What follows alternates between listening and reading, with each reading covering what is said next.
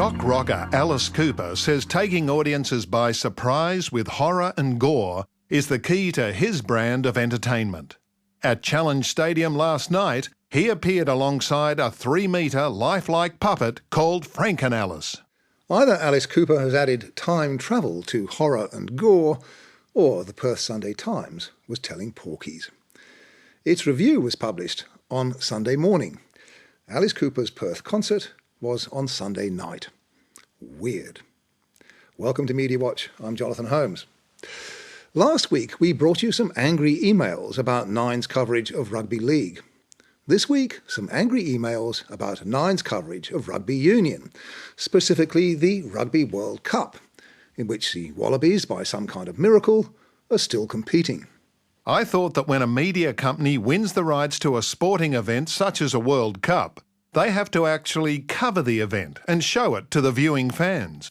There are many of us who feel cheated out of coverage of a major sporting tournament in our time zone. So what are the rah-rahs so annoyed about? Well, lots of things. How about this for starters? 6:30 p.m. on Saturday, September the 17th on 9 in New South Wales. A semi-final sudden death showdown. Broncos, Dragons, Lockyer, Bennett. Next, live. Could this be Lockyer's last game? Then Australia-Ireland, the Rugby World Cup, 8:40 live on 9. Well, that was a straight-out untruth. At Eden Park at Auckland, and Quade Cooper gets the match underway.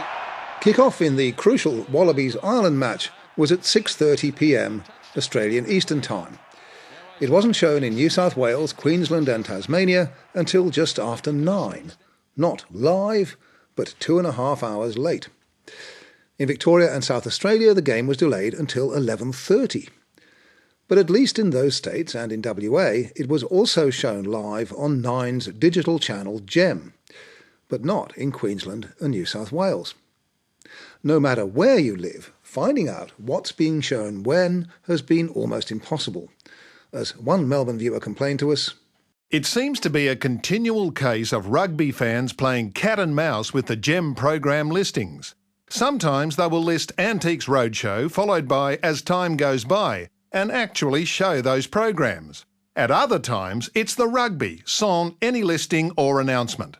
Surely it can't be that hard to schedule television coverage when the dates and times of the match fixtures have been known many months in advance. make that 2.5 years in advance. Well, one explanation for the confusion is this. The law says that games on the so-called anti-siphoning list, and that includes all the games in which the Wallabies were playing, can't be shown on digital channels before they're shown on the broadcaster's main analogue channel. But broadcasters can ask for exceptions to be made, and that's what Nine did, in early September, just days before the World Cup began. On the 14th of September, it was granted exemptions for 8 games, including Australia versus Ireland. The Department of Communications told us, This change to the anti-siphoning list allowed the Nine network to premiere coverage of 8 matches on the digital multi-channel Gem. of course, it was too late for most programme guides. Why Nine left it so late, we don't know, nor why they hardly ever told viewers on Nine what matches were showing live on Gem. For example, England, Scotland, who will make it through to the finals? The Rugby World Cup, tonight, 11:50 on 9. and all across the country, live that afternoon on Gem. So, why not tell us so? Altogether, despite having 3 channels, Nine will manage to broadcast only 17 out of 48 matches. And it hasn't sent its own commentary team to New Zealand. As a disgruntled rugby fan wrote to The Age, It's hard to understand why Channel 9 bought the rights to the Rugby World Cup. On right now. Not that you'd know, watching 9. it certainly is. Nine had to beat a determined bid from 10 to get the rights. Was it just to make sure another network couldn't broadcast the World Cup opposite Nine's precious NRL finals? Goodness, what a cynical idea. Our questions received no answer from Nine. We got no answers last week either when we asked Nine about Ray Rabbits Warren's apparently scripted remarks during the Manly-Brisbane NRL preliminary final. He talked, you may remember, about the good works of clubs like Harbord Diggers and Manly Leagues. But, he said, they are under threat from the new untested technology the federal government plans to introduce.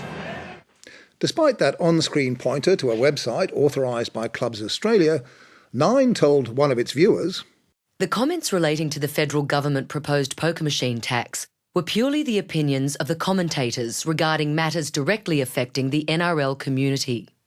Well, was that true? Of course, it isn't true that the government is proposing a poker machine tax. But was the attack by Ray Warren and Phil Gould on the mandatory pre-commitment policy purely their own opinion? What we weren't aware of last week, but we are now, is what Warren himself said about it the next morning on radio station Triple M. These things are handed to me by my peers, the production people to put football together, and they were handed something by one of their peers, so you can imagine who that was, and it was handed down to me. What could he have meant? The word peer, of course, means someone who's your equal in status, but it sounds like Ray thinks it means boss, because he added, it was a directive from up top that it be read by at least somebody. Ray agreed with it, he said, so he read it. He clearly thought the script came from someone outside Channel 9, though he wasn't sure if it was paid for. I think it was an ad. If you like, it sounded like an ad. I think it was done on behalf of the Rugby League, who is fully supportive of the clubs out there. More than a week later, after Nine had publicly denied that anyone had paid for the message, Ray was asked about it again, this time by Neil Mitchell on Melbourne's 3AW. I do community service announcements that are placed in front of me just about every Sunday on the football or Friday nights on the football. I'm entitled to read them, and if I don't want to read them, I don't have to. And this was no different. So the bloke who read it has been quite clear.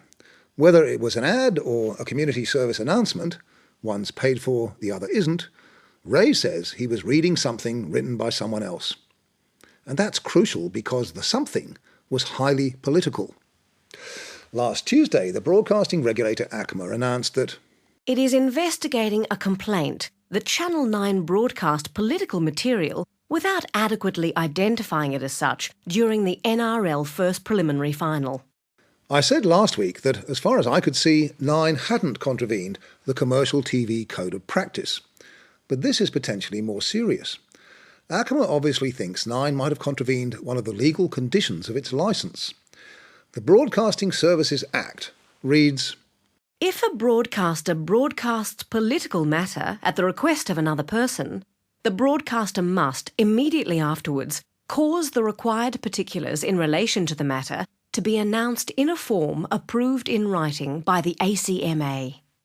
That's why you get those gabbles after political ads. Written and authorised by Joe Blow, Looney Party, High Street, Gundabilla. Nothing of the sort followed Ray Warren's statements. But were they broadcast at the request of another person? And if so, whom? Perhaps unsurprisingly, all the potential suspects are running for cover.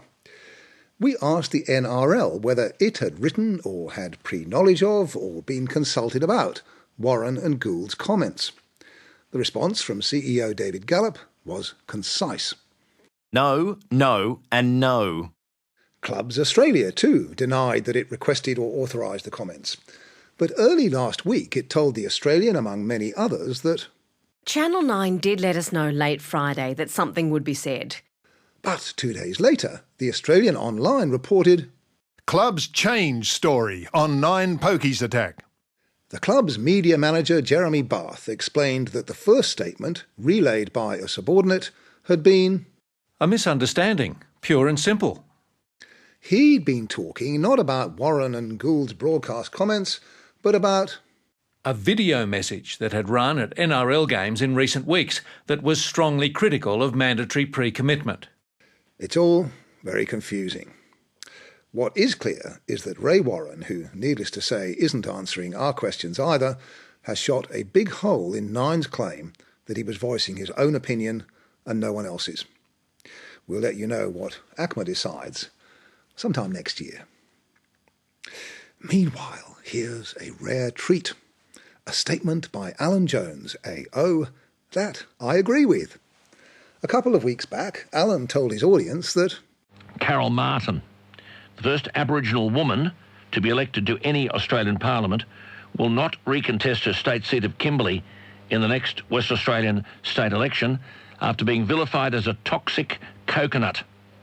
She's been attacked over her support for Woodside's proposal to build a $30 billion coal seam gas plant, which will process up to 50 million tonnes of gas a year near Broome. Well, the natural gas under Australia's Browse Basin isn't coal seam gas, of course. Got nothing to do with coal. That was one of Alan's little slips of the tongue. But he went on to observe that name-calling is the province of those who can't sustain an intellectual argument. Oh, Alan, how true. But hang on. Remember this stuff which we compiled for you back in July? That fool Windsor wanted broadband, that idiot Wilkie in Tasmania wanted poker machine reform.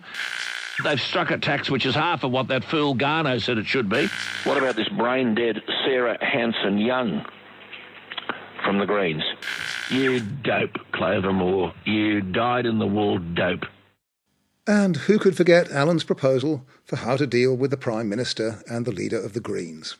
It is absolutely laughable. The woman's off her tree. And quite frankly, they should shove her and Bob Brown in a chaff bag and take them as far out to sea as they can and tell them to swim home. But clearly, Alan has seen the error of his ways. Name-calling, he now says, is the province of those who can't sustain an intellectual argument. Except that the day after he condemned the toxic coconut slur, he told us that preparation of the white paper will be led by that dope from Treasury, Ken Henry. And just last Friday, he called Melbourne QC Julian Burnside an unadulterated grub. I think what Alan probably means is this. Calling people he approves of nasty names is the province of those who can't sustain an intellectual argument. Whereas identifying grubs, fools, idiots, dopes and brain-dead loonies is just calling a spade a spade. Simple.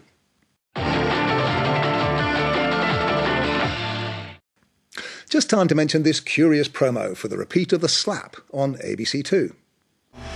No one deserves to be hit, let alone a child. I was charged with a criminal offence. The brand new series that will divide us all.